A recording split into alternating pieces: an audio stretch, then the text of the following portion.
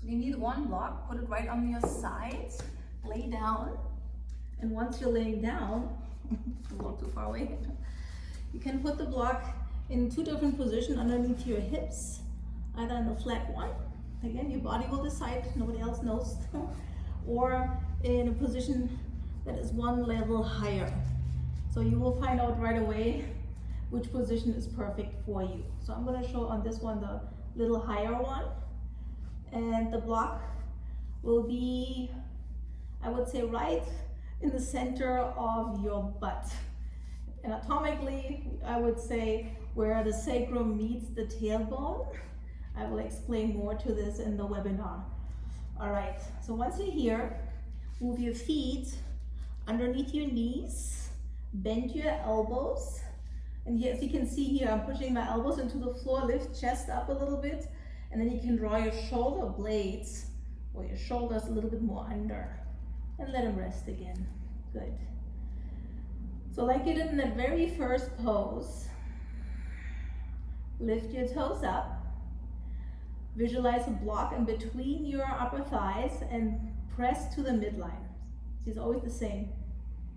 And then draw your belly button towards the spine and tone your glutes. Move your chin away from your chest. And it's important that you hold this pose with really good muscle tone und now speaking German, and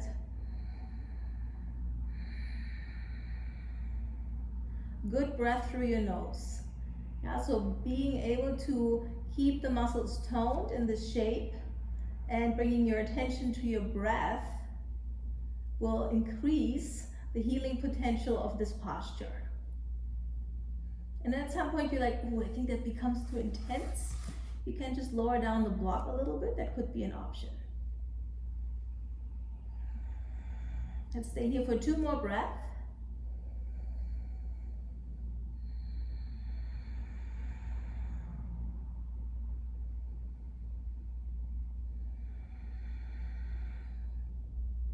And then if your block is still in the higher position, put it now back to the flatter one.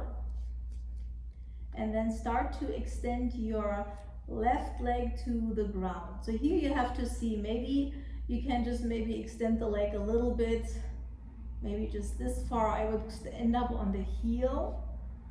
Full extension might be too much. You will find out. Again, if there's pain, don't do it. If you can't breathe anymore, you could also just come back to this position. Yeah, it's also very healing. If you can keep the leg straight, all the other instructions still remain. Tone your inner thighs.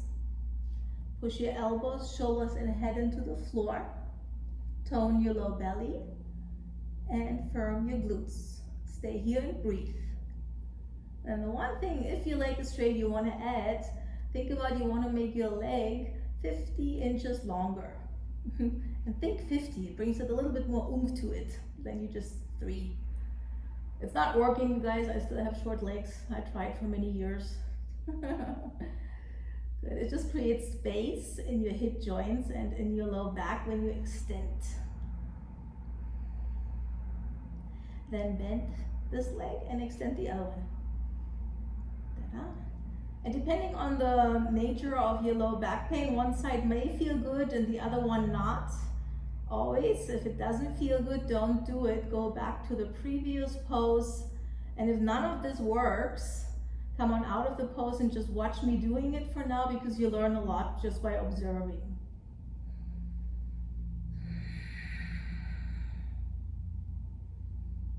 Make sure your muscles are toned.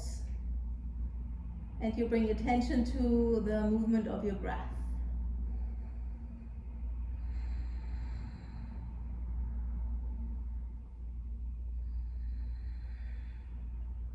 Bend the leg again, remove the block.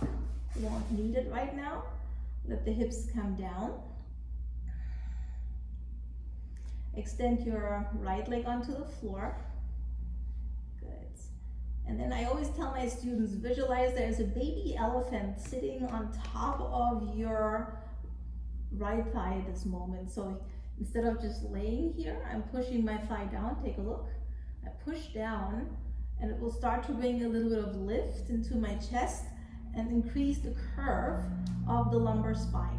So how much of this you need, again, your body will tell you.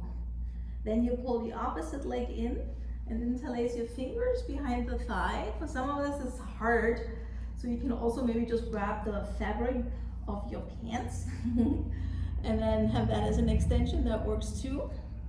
I have pretty short arms, so I always have a hard time reaching. I know how that feels. So again, bring attention to your little elephant on your left thigh and press it down. And at the same time, also push this thigh into your hands, not towards you, away from you.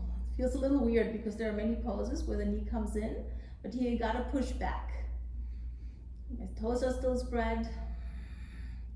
And then you go back to the tone of your belly button and the muscles below and the tone of your glutes. Like you did in these other postures, keep the tone of your muscles and breathe.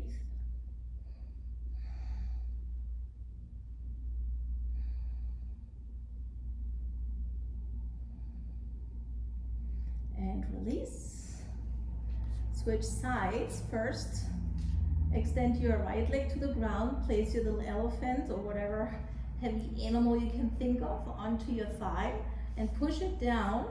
Thigh pushes down to lift your lumbar spine just enough to create a natural curve in your lumbar spine. We are all, we're not born with a lumbar with a curve in your lumbar spine yet, but you develop it as soon as you start walking. Well, you started walking back then. Pull the other leg in, interlace your fingers behind the thigh or hold on to the fabric of your pants. You could also use a strap. Press your thigh down. Push the thigh in your hand into your hands. Draw your belly button towards your spine and tone your glutes and just hold the pose. Again with firm muscles and awareness to your breath. If you can, breathe through your nose.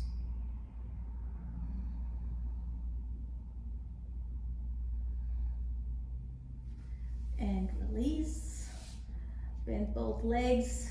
You can push a little bit against your top of the thighs here. That feels nice to create a little bit more space. All right.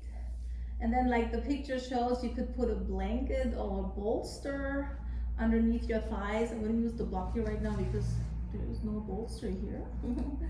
So that will bring your femur bones, your thigh bones in an angle that makes it a little easier for your lower back to maintain a natural curve. You don't want to be completely flat, so just enough. And then bring your palms up towards the ceiling. Align your shoulders in a way that it feels comfortable.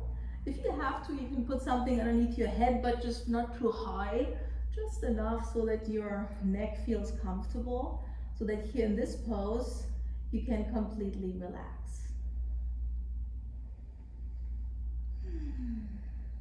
If this doesn't work at all, laying on the back, which can be easily the case, you can also turn on your side, put a bolster, blanket, or a block between the knees, and let your head either rest on your arm or it could be a blanket, and then rest on this position. You may have to lay on the other side, again, it depends on the nature of your lower back pain, but see if you can find a position where you can relax for at least 2 minutes now. All right.